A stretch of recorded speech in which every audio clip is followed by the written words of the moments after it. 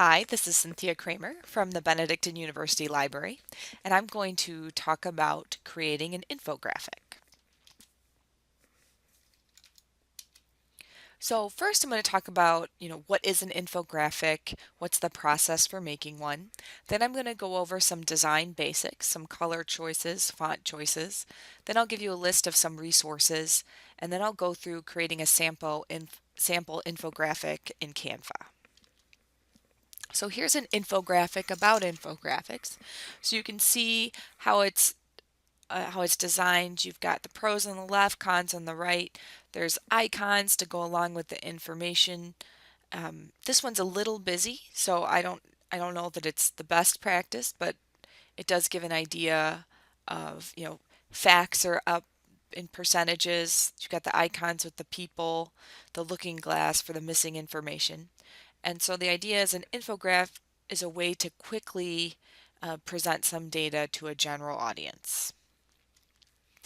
So when you're creating your infographic, you've got to think about who do you want to target?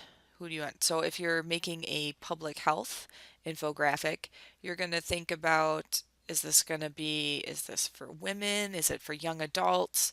You know, who is at most risk for this particular behavior, and how would you tailor it to meet uh, the needs of that population? Also, an infographic has graphs or charts. So here's kind of a fun, um, hand-drawn chart. We're all familiar with histograms, bar graphs, pie charts, but there's different ways that you can showcase data. So you want to think about, how do you visualize it so that your audience will recollect what you were talking about. And then let's go into the color choices. So you may not have thought about color this way, but color can be put on a wheel, and then colors that are across from each other are called complementary. And you can have a split complementary colors. So across from the green is the red. And if you want to do that split complementary, you're looking at the colors on either side of the red, the fuchsia and the orange. You can also go for monochromatic. So that's using a single color and different shades of that color. And then sometimes with monochromatic, you could add in black and white as well. Or you could go analogous and pick three colors that are next to each other on the color wheel. And the combinations there's a lot of combinations, so you could also go with a triad. So these are spaced 3 apart, or you could go with the rectangle where some are spaced 3 apart and some are 2. So it just kind of gives you an idea that if you pick colors that are evenly spaced from each other, you're going to have a uniform look or feel to your infographic. So here's two infographics from Canva. So the first one on the left, a brief history of sports, has those complementary colors, the green and the orange are complementary colors. And on the left is one for the winemaking process. And so it's got cute icons, and it has basically different gradients of that purple color. And that would be more of a monochromatic infographic. Another thing to think about is symmetry. So I think traditionally symmetry is considered very beautiful and balanced and the best. But if you want to make a certain fact show up in your infographic, you may want to choose asymmetry to make that pop. And weight. Weight is also used in infographics. So you can see this really big 0. You can do that to really highlight some statistic that you want to say, like 41 million children are obese. Or if you're going to go for like the 1 in 5, you can see these 5 O's there. The fourth one is blue. That kind of highlights that one. So think of how your weight and colors can emphasize what you're trying to convey. So some basics. So you want to limit the fonts. So typically you're going to use 2 or 3 fonts. You don't want to have a different font for every line of your infographic. And the same thing with colors. There might be a case where you might want to do something rainbow, but most of the time if you use 2 to 3 colors, I think you'll be really happy with the results. And then for icons and images, you want to stick to the high quality ones. pixelation just doesn't seem to work well for these. And of course, like any good project, you're going to have to edit it several times. And then some kind of like basic design suggestions are avoid Comic Sans. That font looks kind of like kindergarten handwriting and isn't considered good design. And then you want to avoid something that's hard to read because the whole point of your infographic is that you want people to read it quickly. All right, now I want to show you this. I consider this a really boring slide, but it shows you the process of creating an infographic. So what you're going to do is you collect your data. So if you're doing a public health infographic, you could collect, facts from the CDC, as well as, facts from other organizations or background articles. Then you could generate some graphs or charts in Excel, and then you could enhance those graphics with, small phrases like a sentence or icons. So that's kind of the process of creating an infographic. And then here's some best practices. The CDC has some best practices for infographics. So if you're going to use the icons, you don't want to chop them off. You want to maybe use the full icon and fill it up with the color. And then if you're going to do something with sizes, if you make the size of the image proportionately, it doesn't convey as well as like stacking the suitcases. So I can easily see on the right that in 2010 there was 1/3 as many trips as 2008. And the same thing with proportion. So I've got the information there on the left, but the numbers don't mean as much when I can't see them spatially, visually related as I can in the right. So when I look at the right there, I can see, okay, the large truck injuries are down 26%, and that is significantly more than the 8%, or almost twice of the bike fatalities. So again, the bar chart makes it easier for you to compare than strictly the numbers on the left. Now, there's lots of places you can go for free images. So I recommend Morguefile, Pixabay. Those are nice places to get free images. If you Google for an image, it may or may not be copyrighted. So it's best practice to use copyright-free images. And then another place that's good for finding icons is the Noun Project, and you can download those with or without the creator information embedded in the icon. So that's pretty cool. Now the tool that I want to talk about today is called Canva, and it's free, and it's just very easy to use. You drag and drop. There's a lot of templates, things that you can pick right away. So with no further ado, I'm going to just show you. I've got some resources here as well, so you can check those out in the PowerPoint PDF if you want to read more or look at other options besides Canva. So there's Pictochart, Easily, and some other tools, but I think you're going to like Canva. And then these are some references of where I got the information from my presentation. Okay, so now let's go to Canva.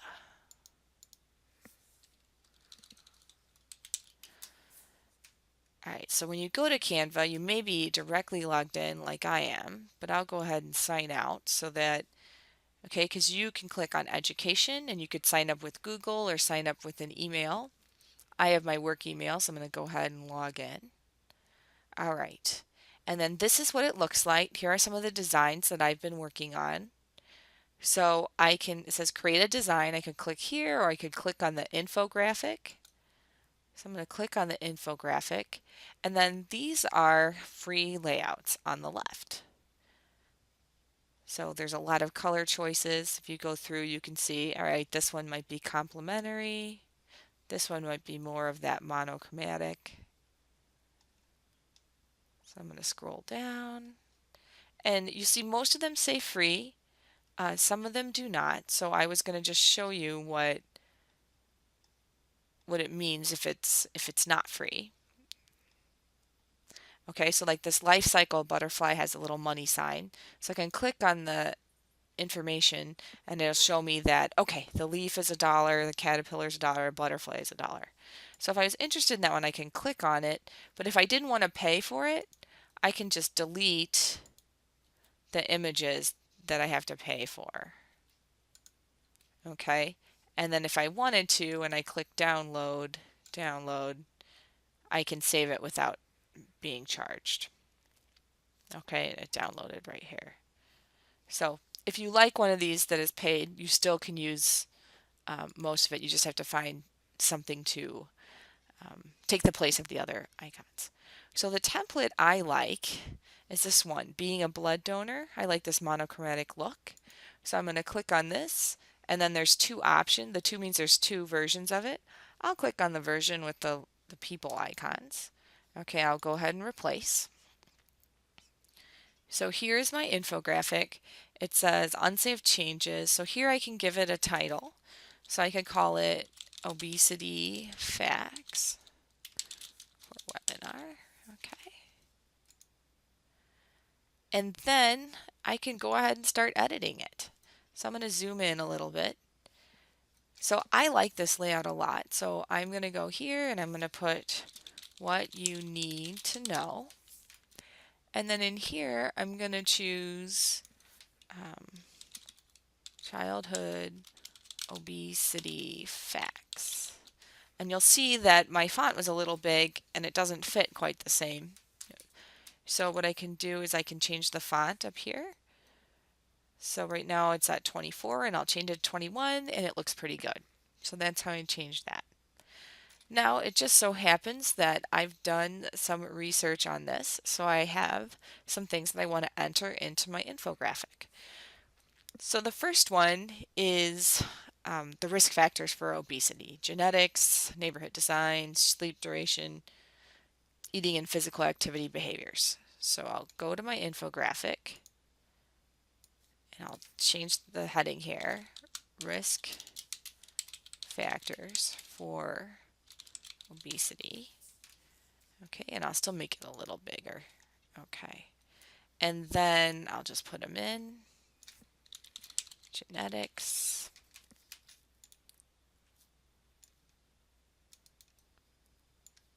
Whoop. And then if you do move something, you can always do a Control Z to undo or click undo up here. Okay. Hood, design, safety.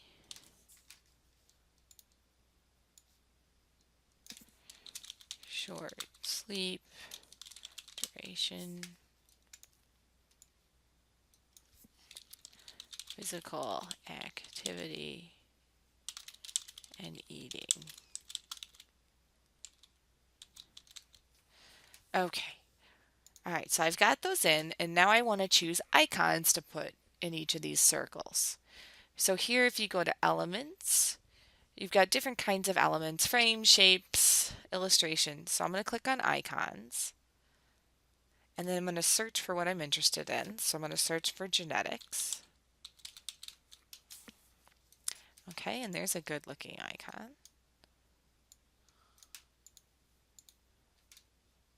Okay.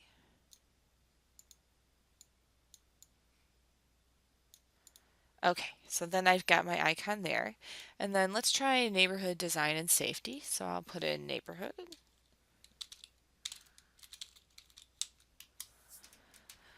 Okay, so here's my results for neighborhood. They don't really fit the style that I'm looking for. So I'll try to just dumb it down and go more basic. So I'm going to search for a house. All right, and here's a house that's free. So again, many of these are paid, but I'm most interested in the ones that are free. All right, so it's this giant house, but I can, resize it down to the size that I think would look good for my infographic. And then for these icons that I'm getting rid of, I highlight them and press delete, or I can highlight them and hit the trash icon on the upper right. Now this guy is green, So if I click on it, it shows up green here. And here are my document colors, and you think, oh, I might want to choose this black. But that black is kind of a softer black. These icons typically come in a true black. So the true black is here. So there, I've got the true black. All right, that looks pretty good.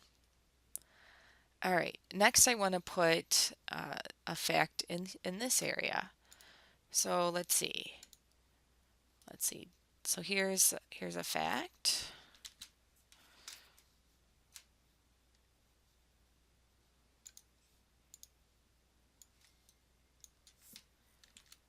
Okay. All right, and I like the size of these blood vials, so I'm going to keep that while I'm picking what I'm going to put in here. So I'm going to choose the person. I'm going to do person. And I like this one. Okay. So I'll scale it down.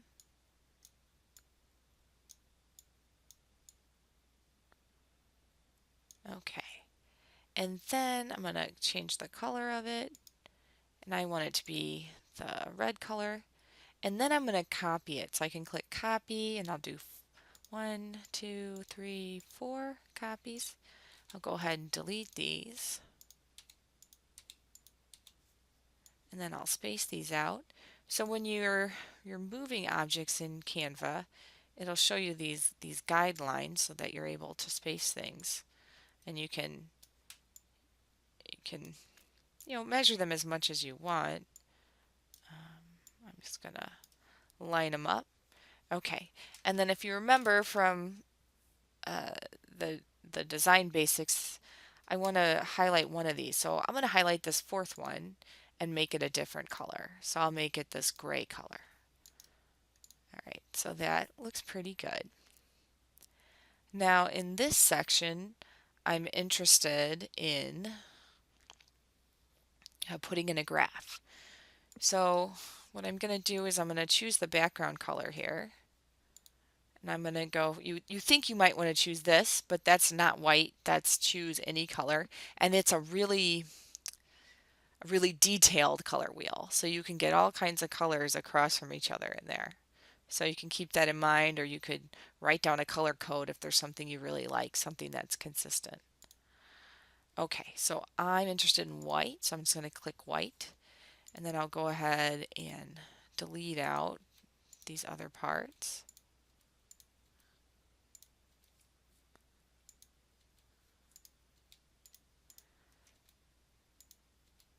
All right, and what I have is I found this chart and I liked it. It is the percentage of youth and adults that are obese over time, but it doesn't really fit what I'm looking for an infographic. It's not like a quick graph. So I took data points from that and created a graph in Excel and chose colors of red and black so that it would fit with my theme of my infographic. So if I want to use that, I can click on Uploads and I can click on Upload Your Own Images. And I'll click on my chart, click Open. Okay, and it's loading. Okay, and now it's loaded, so I can drag it in and I can make it just like that. All right. And the last part is, so you could do something similar here. I have one more fact that I collected that I'm going to put in. So this last fact is, all right, so this is the number of overweight or obese infants and children.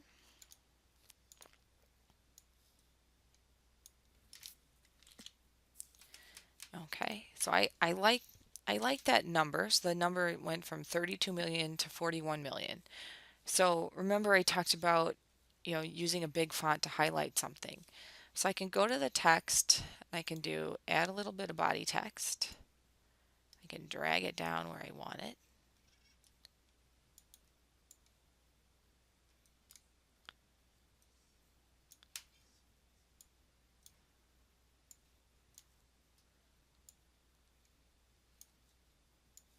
And I'm resizing it here. All right, and I'm going to do the 41 million. And then from another infographic, I, I saw a font that I liked, so I'm going to go up here and I'm going to look for the font. Okay, it's called Nor'Wester. I'll click on that. All right, that looks pretty good, but I'm going to make it even bigger. So I'll try 32. Yeah, I like the look of that. And then if I want, for the font color, I can click on this color box and I could choose something, maybe a red that kind of matches the red in my graphs, and it kind of makes it pop. So there I've created my infographic. Now if you're doing this for an assignment and you want to add in some citations, you can click Add New Page and you could just put your citations there. So you're going to want to add a text box. So I'll grab this text box and then I'm going to paste in my citations, and they're pretty big. So I'm going to highlight this and I'll choose, something smaller for my citations, like an 8. Oh, that guy snuck down there. And I'll make it wider. And then I can make it so that it's left justified.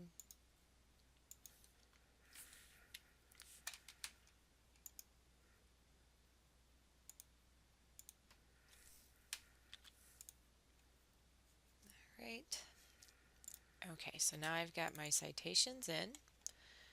And now I want to download it so that I can print it. So print it or share it. So you can click on download, and it recommends a PNG, so that's an image file, or you could do a standard PDF or a print PDF. So I'll do the PNG download.